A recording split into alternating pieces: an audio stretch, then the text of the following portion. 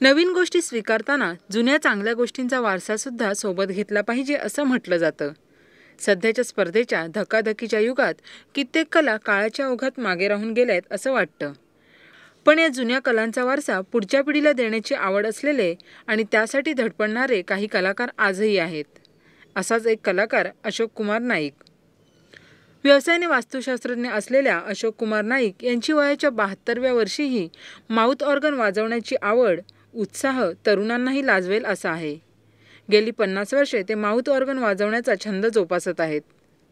Mouth ऑर्गनची आवड कशी निर्माण झाली हे सांगताना नाईक म्हणाले, तुमसा नहीं देखा या शम्मी कपूरच्या चित्रपटात शम्मी कपूरने माऊथ ऑर्गनवर गायलेलं जवानी मस्त हे गाणं पाहिलं आणि ते गाणं मनाला भावलं.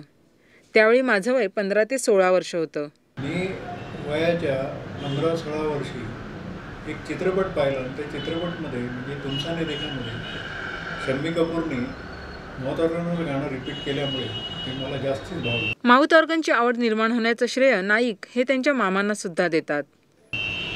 त्याआधी आमचे मामा स्काउटमध्ये घेऊन जायचे आम्हाला. स्काउटच्या मैदानावर त्यांनी काही वेळेला गाणी माऊथ ऑर्गनवर वाजवली. माऊथ ऑर्गन हे वाद्य मिळवणं त्या काळी अशक्य होतं. एका कटलरीच्या दुकानात हे वाद्य त्या काळात 4.5 रुपयाला विकत घेतलं आणि नाईक यांचं माऊथ ऑर्गनशी नातं जोडलं गेलं ते अगदी आतापर्यंत. त्याचं आकर्षण निर्माण झाल्यानंतर की हे वाद्य मिळायला फार दुरापास्त होतं, म्हणजे मिळणं शक्यच नव्हतं. लकीली मला ते एका कटलरी दुकानात मिळालं. 4.5 रुपयाला मिळून घेत म्हणे एक हो.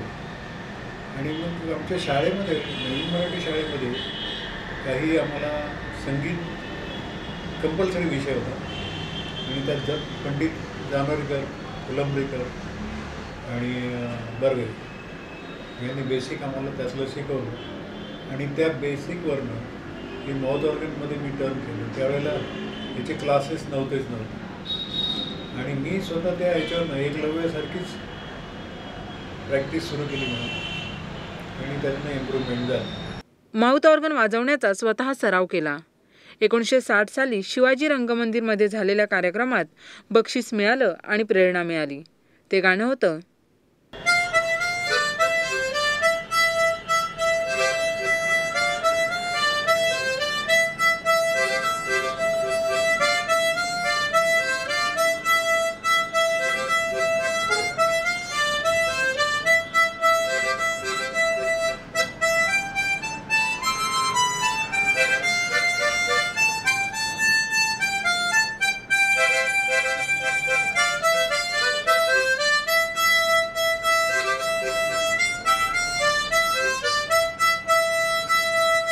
कलाकारांना प्रेक्षकच घडवतात, प्रेरणा देतात.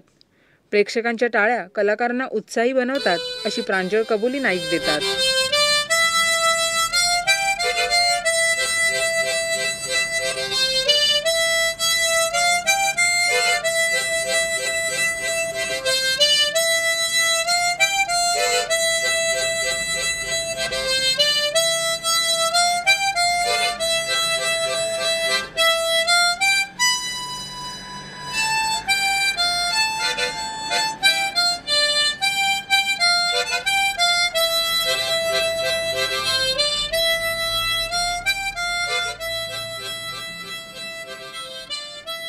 कोणत्याही क्षेत्रात नाव कमवताना एक क्षण किंवा एखादी वेळ अशी येते की ती वेळ टर्निंग पॉईंट बनून जाते.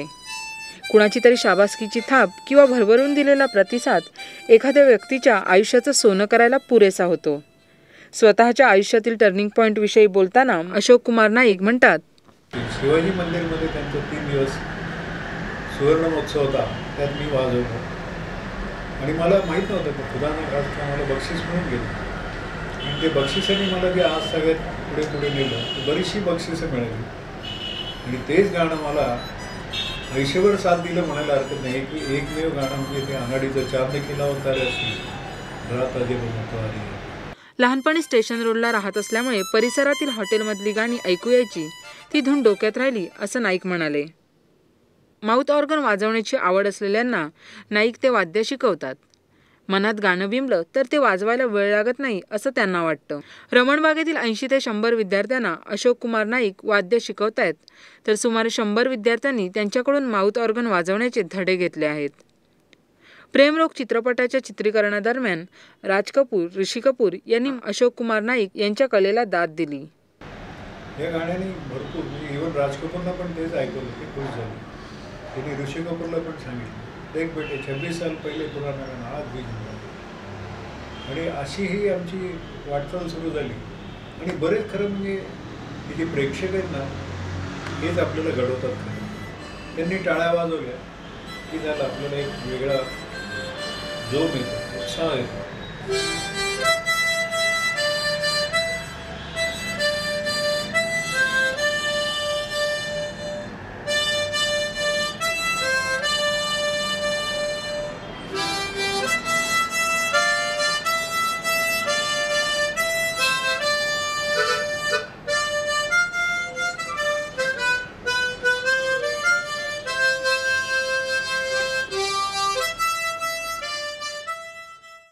वयाच्या 72व्या वर्षीही नाईक सलग 3 तास माउथ ऑर्गन वाजवू शकतात.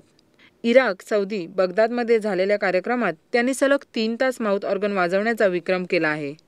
माउथ ऑर्गन हे वाद्य वाजवण्यासाठी कोणाची साथ लागत नाही, ना कोणतं तंत्रज्ञान लागतं, ना उपकरणांची जोडाजोडी. नाईक यांच्या या वनमॅन ऑर्केस्ट्राची दखल राष्ट्रीय स्तरावर घेतली गेली. 15 डिसेंबर 2012 रोजी ऑल इंडिया नॅशनल युनिटी कॉन्फरन्समध्ये नाईक यांना इंदिरा गांधी सद्भावना सुवर्ण पदकाने गौरवण्यात आलं.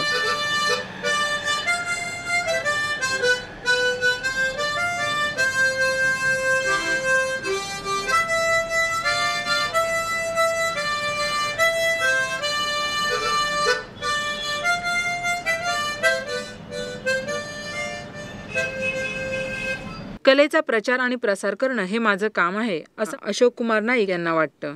देशाची संस्कृती जोपासणाऱ्या कलेचं जतन करण्याची आवड असलेले कलाकार जोपर्यंत घडतील तोपर्यंत देशाचं नाव सांस्कृतिक क्षेत्रात नेहमीच पुढे राहील एवढं मात्र नक्की.